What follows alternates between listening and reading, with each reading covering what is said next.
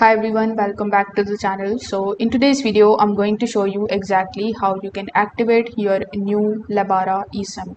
So as you can see over here on lebara.sa, you are going to see this article that basically going to tell you everything about how you can activate your new eSIM.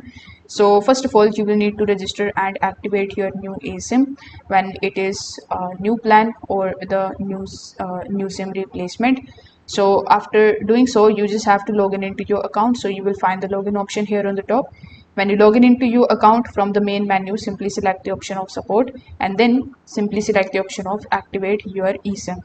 Then you need to enter your ID number in order to find your order and follow the activation steps. Once activation is completed, you will receive your QR code on the screen or by the email.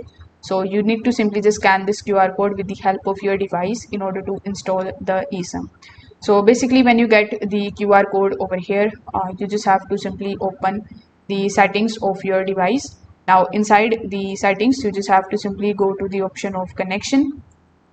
When you go to the option of connection, you just have to simply select the option of SIM manager, then select the option of add the eSIM, and then select any of these options that are provided over here. So since you have received your Lebara QR code, I recommend you to select the option of scan the QR code. As soon as you scan the QR code, it will take all the information relating to that eSIM. So you just have to simply press next and wait for it to basically download and install it on your device. Now once it is installed successfully, you just have to simply press continue, and then you can just simply come back inside your settings, and this way you will be able to easily activate your Lebara eSIM. So if this video helped you out, make sure that you like this video and subscribe to the channel. Thanks for watching.